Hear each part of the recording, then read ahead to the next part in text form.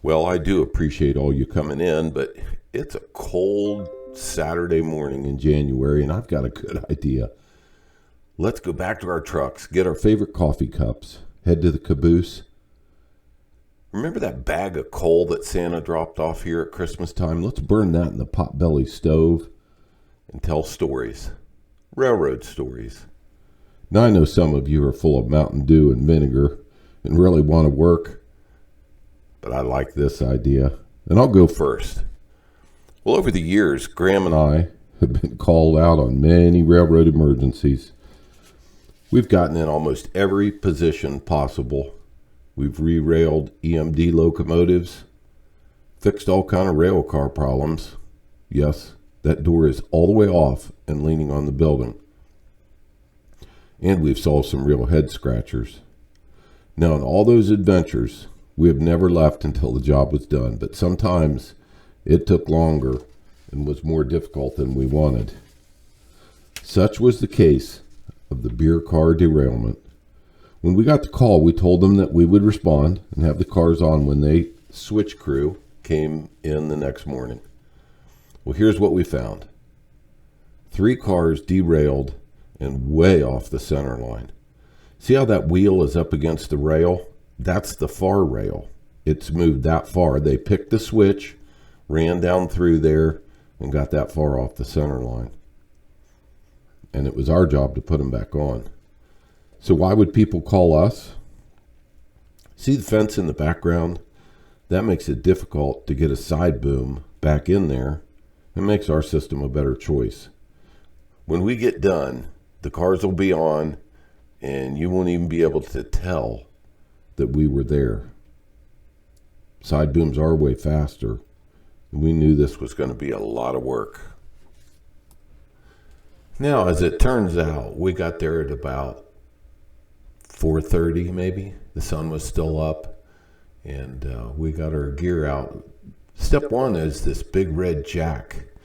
These jacks will lift 150 tons each. So with that kind of capacity, we're always very careful.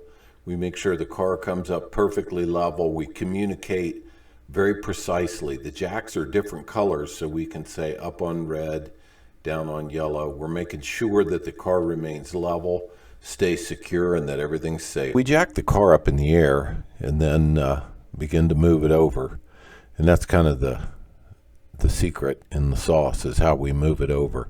So we move the car over to the center line, set the first car on, then we began to work on the second car. Now, I think we lifted that car up high enough that we got them uncoupled, but in any event, we had to get the first one uncoupled. After it was uncoupled, then we moved that car out of the way. The big white truck there is called Wabash. We nicknamed that truck Wabash, and that name stuck. It had a winch on the back, and we pulled the car out of the way and then began on the second one. And that's maybe midnight. We sent Graham into town. White Castle wasn't there, so I think he got things from Speedway. Lots of coffees, a little of this, a little of that, sandwich or something, and then we started on the second car. This was a total of 3 cars. The center car, both trucks were derailed, and on each end there was 1 truck off of the other car number 2 and car number 3. So that's when we started into those. And as you can see, the light tower is up. The lights are coming on in the city. And so we lit the area. I'm real happy in this one picture. There's the first aid kit and the fire extinguisher handy.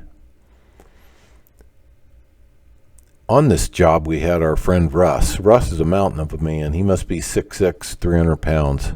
Handy guy to have along when you got a lot of heavy lifting to do. So, of course, after the first car, the truck's on, that's moved out of the way, we start on the second car. We had to put both ends of it on. And that maybe got us to 3:30 in the morning. And then we put the last one on. And were we tired then? Some of these pictures are with the sun coming up. And we were happy to be near done, that's for sure. So there's a picture of back behind the cars on the other side. That's an example of where a side boom has trouble getting in. This also could have been done with a rail crane. If you T-boned them and picked them up and brought them to you, you'd be bringing them back toward the rail that you wanted to put them on. This view shows how we hold the trucks onto the bottom of the car. When you pick up a railroad car, if you're not real careful, you'll lose axles out the bottom, brake beams, truck frames. So these chains here, which we simply call axle chains, hold the axle in the truck frame and the whole truck up against the bottom of the freight car. Well, as night wore on, we ate all the food, drank all the coffee. Graham's such an excellent helper. He keeps tools handy.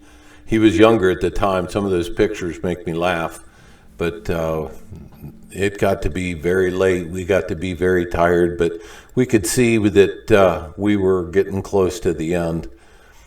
This guy, to me, looks a little bit like Homer Simpson. Now, he does look happy, which I think means that we were coming up on the end. Always a happy time when you've got the last car on. It's such a euphoric feeling to have used the resources that we had and got the cars on. So that's what that big smile is about. In the background, it looks like the last car going on, possibly. Well, we did finish up as the sun was coming up, and we didn't talk to anybody. The switch crew wasn't there yet, but we felt pretty good about keeping our word and having the cars on the tracks. Here's the sun coming up. That's off to the east, so I know that's not it going down. That's the sun coming up as we were loading up. This makes the cars look like they're all lined up, so that was about the end of that job. When we got home, I took a picture of the odometer of Wabash, and the timestamp on that picture says 6:57. So we were getting home about the time that most people start, but it was a great day. Another success, another example of teamwork. Thank you, Russ. Thank you, Graham. And that's how beer cars get re-railed. It is always a great moment when you can take a picture of the last car on the rail. No matter how tired you are, the other guys are probably still putting gear away, chains and tools. But that last snapshot tells you we did it. We did it again. We were successful. Well, I hope you enjoyed this story. And now it's your turn. Let's throw some more coal in. We better make another pot of coffee. Really enjoy hanging out with you guys. Well, in the next video, we are going to run completely from the south end of the East Terminal Railway to the north. I know that's going to be an exciting video, and it's one you guys have been looking forward to. So stay tuned. That'll be up soon. Really enjoy hanging out with you guys. Thank you, East Terminal Railway Nation. Okay, this is going to be the first run north. Correction. Let's start all over. This is going to be the first run. This will be from south to north on the ETR.